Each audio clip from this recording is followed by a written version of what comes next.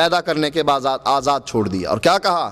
اما شاکرم و اما کفورا، چاہے تو اللہ اور اس کے رسول کی بات مان کر جنت حاصل کر لے اور چاہے تو جہنم حاصل کر لے، تیری مرضی ہے۔ اگر پھر بھی نہ مانے کہ نہیں یہ سب کام اللہ کے ہیں، تو جوتا اٹھائیے اور اس کے سر پر مارنے لگ جائیے۔ وہ پوچھے گا کیوں؟ آپ کہیے اللہ کی مرضی یہی ہے، اور اس وقت تک پیٹتے رہیے جب تک کہ وہ عقیدہ نہیں بناتا کہ نہیں، اور یہ نہیں کہتا نہیں یہ اللہ کی مرضی نہیں ہے، آپ کہیے نہیں یہی اللہ کی مرضی ہے، تیرے سر پر جوتے پڑتے رہیں گے۔ تو جب یہ اللہ کی مرضی نہیں، اگر وہ کہتا ہے کہ یہ اللہ کی مرضی نہیں مجھے نہ پیٹو، تو اس کا معنی یہ بھی نہیں کہ اللہ نے تجھے کافر پیدا کیا اور کافر ہی رکھا، اور تجھے مسلمان کے گھر میں پیدا کیا مسلمان ہی رکھا۔ اس لیے اس کو چاہیے کہ وہ تحقیق کرے اور جو صحیح بات ہے اس کو اپنائے۔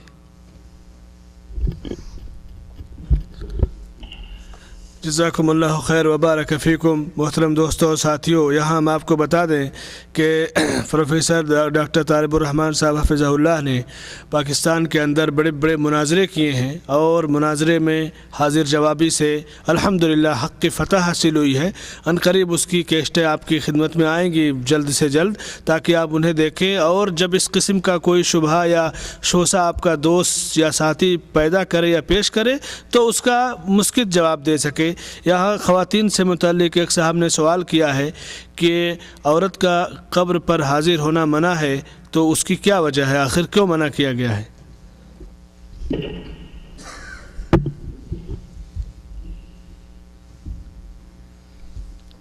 عورت کا معنی ہی عورت ہے، پوشیدہ چیز، پردے والی چیز۔ اس لیے عبادت کے بارے میں، نماز کے بارے میں بھی اللہ کے نبی فرماتے ہیں مسجد میں جاتی ہے اجازت دے دو، لیکن اس کی نماز جو گھر والی نماز ہے وہ مسجد سے بہتر ہے۔ مرد گھر میں نماز نہیں پڑھ سکتا، اگر پڑھے گا اس کی نماز نہیں ہوگی، بغیر شرعی مجبوری کے اگر کوئی گھر میں نماز پڑھے اور حی علی الصلاۃ اور حی علی الفلاح کی آواز اس کے کانوں میں پڑے اور پھر بھی مسجد میں نہ آئے۔ لیکن عورت کے بارے میں فرمایا گھر میں نماز پڑھنا بہتر ہے مسجد میں آنے سے۔ کیوں؟ اس لیے کہ یہ پردے کی چیز ہے، باہر نکلتی ہے، شیطان بھی ساتھ نکلتا ہے، لوگوں کو کہتا ہے اس کو دیکھو، چاہے وہ پردے میں ہے پھر بھی کہتا ہے دیکھو اس کو۔ تو یہ فتنے کے ڈر کی وجہ سے یہ حکم دیا گیا ہے۔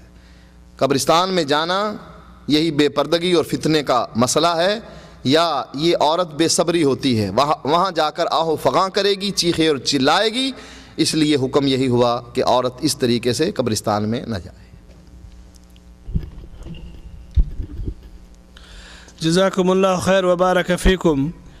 ایک صاحب نے سوال کیا ہے کہ کل کے اجتماع میں آپ نے یہ بتایا تھا کہ حدیث کی روح سے تبلیغی جماعت میں 3 دن یا 40 دن یا 1 سال کے لیے نکلنا منع ہے، جبکہ ہم آج اپنے اہل و عیال گھر والوں کو چھوڑ کر سال اور 2 سال کے لیے سعودی عربیہ میں آ کے کماتے ہیں، تو یہ کہاں تک درست ہے؟ جب تبلیغ میں نکلنا منع ہے، یہ بال بچوں کو چھوڑنا یہ کیسے درست ہے؟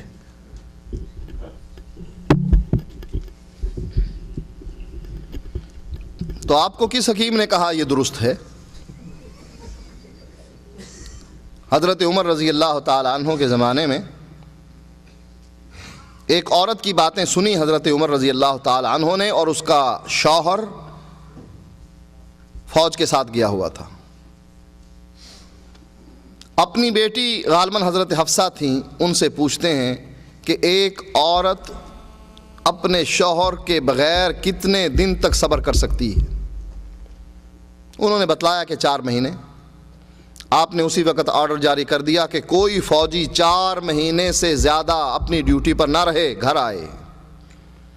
تو آپ 2-2 سال کے لیے 3-3 سال کی جو یہاں آ بیٹھتے ہیں تو گھر میں تو پھر خرابیاں پیدا ہوں گی، اس لیے آپ کا اس طریقے سے یا تو بیوی کو ساتھ لائیں، اگر نہیں لا سکتے تو 4 مہینے کے بعد گھر جائیں، چلہ پورا کر لیں، یہاں پر کمائی کرنے کے بعد، چلہ پورا کرنے کے بعد 4 مہینے کا واپس جائیں اور جا کر ان کو مل کر آئیں، ان کے حقوق پورے کریں، پھر آ جائیں۔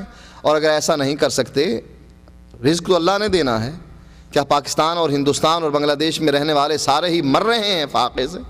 جو آپ کو یہاں آنے کی سوجی ہے کہ میں وہاں جاؤں، اور اگر وہ نہیں مر رہے، اللہ ان کو بھی رزق دے رہا ہے، رزق جو آسمان سے اترنا تھا آپ کے لیے اتر گیا، جو لکھا جانا تھا آپ کی تقدیر میں لکھا جا چکا، ایک دانہ نہ کم مل سکتا ہے نہ زیادہ آپ کو مل سکتا ہے۔ محنت کرنا آپ کے ذمے ہے، یہ محنت آپ اپنے ملک میں بھی کر سکتے ہیں، لہٰذا اپنے بچوں کی تربیت کے لیے، اپنی بیوی کے حقوق پورے کرنے کے لیے آپ کے لیے اس طریقے سے رہنا درست نہیں 2 3 سال تک۔ تو شیخ اس کا مطلب کہ چلہ درست ہے 4 مہینے کا چلہ یا 40 دن کا؟ ہاں، باقی رہ گیا چلہ کا مسئلہ۔ جب چلہ اللہ کے نبی نے کھینچا نہیں، اپنے سندھی زبان میں چلہ کہتے ہیں، ناشتے میں ایک چیز استعمال کرتے ہیں وہ تلی ہوئی۔ تبلیغی جماعت وہاں چلی گئی اور جا کر کہنے لگی اللہ کے راستے میں چلے دو۔ ایک آدمی اٹھ کر کہتا ہے 10 چلے میری طرف سے لے لو۔ اب اس کا نام انہوں نے لکھ لیا، بڑے خوش ہوئے کہ میاں انہوں نے 10 چلے لکھوائے۔ اب جب پروگرام ختم ہوا کہا چلو، کہا کہاں چلوں؟ کہا 10 چلے لکھوائے ہیں، پہلا چلہ نکالنے کے لیے چلو۔ کہا چلے بازار سے ملتے ہیں، 10 کی بجائے 20 لے لو، جاؤں گا نہیں تمہارے ساتھ میں۔ تو یہ چلے نہ اللہ کے نبی نے لگائے نہ صحابہ نے لگائے، جنگ کے لیے جایا کرتے تھے، مختلف ملکوں کی طرف جنگ کر کے واپس آ جاتے تھے۔ جنگ میں جانے والے دوست ہی وہاں جا کر تبلیغ کیا کرتے تھے، یہ نہیں کہ علیحدہ سے اللہ کے نبی نے بستر اور لوٹے والی جماعت علیحدہ تیار کی تھی کہ تم جنگ کے لیے جاؤ خالد ابن ولید، اور تم عثمان کندھے پر ڈنڈا رکھو اور بستر اس کے ساتھ لٹکاؤ اور ساتھ لوٹا اور ہاتھ میں تسبیح ہو اور تم چلے کے لیے جاؤ۔ آپ نے ایسی کوئی جماعت نہیں نکالی۔ اللہ کے نبی نے مکے میں رہتے ہوئے صحابہ کو مدینے میں بھیجا کہ جاؤ وہاں جا کر تبلیغ کرو اور وہیں رہو۔ سوچئے، جو آدمی لاہور میں رہتا ہے وہ اپنے پڑوسی کو جانتا ہے، اپنے دوست کو جانتا ہے، رشتہ داروں کو جانتا ہے، وہ تبلیغ کر سکتا ہے، ان کے درمیان ان کو بلا سکتا ہے، چائے پر آئیے، کھائیے کھانا اور میری بات سنیے توحید و سنت کی۔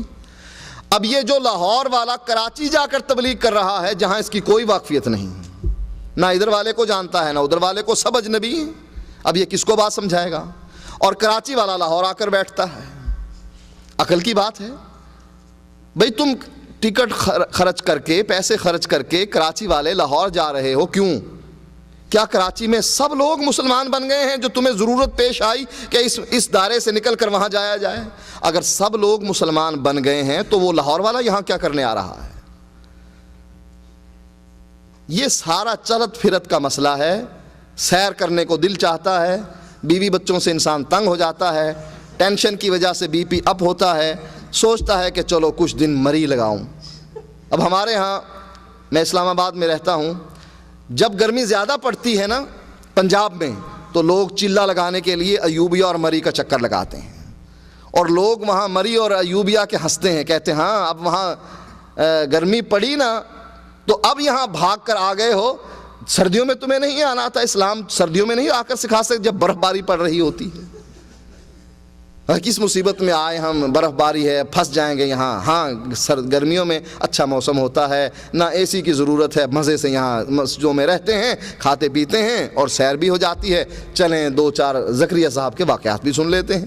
تو یہ احادیث سے ثابت نہیں ہے۔ چلہ یہ رہبانیت ہے، جہاں کوئی آدمی جائے مستقل رہے، بیوی بچوں کو ساتھ رکھے، دین اسلام کی تبلیغ کرے، جیسا کہ اللہ کے نبی مکے سے مدینے اپنے ساتھیوں کو بھیجتے تھے اور وہ مستقل وہیں رہ کر تبلیغ دین کیا کرتے تھے۔ جزاکم اللہ خیر وبارک فیکم۔ اس مجلس کا یہ آخری سوال ہے کہ شیخ صاحب میں سعودی عرب میں رہتا ہوں، میری ماں حج کرنا چاہتی ہیں لیکن ان کا کوئی ساتھی نہیں ہے جس کے ساتھ وہ آ سکیں، تو کیا ایسی صورت میں میری والدہ حج کر سکتی ہیں؟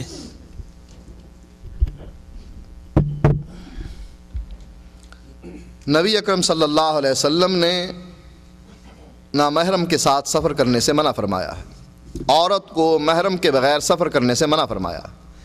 ایک شخص کا نام لشکر میں لکھا گیا، جہاد میں شرکت کے لیے وہ جانے کے لیے تیار، اس نے بتلایا کہ میری بیوی حج پر جا رہی ہے۔ وہ عمل جو بہت اونچا عمل ہے، اللہ کے نبی نے فرمایا اس کا نام اس میں سے کاٹ دو اور جاؤ اپنی بیوی کے ساتھ جا کر حج کرو۔ کسی عورت کا نامحرم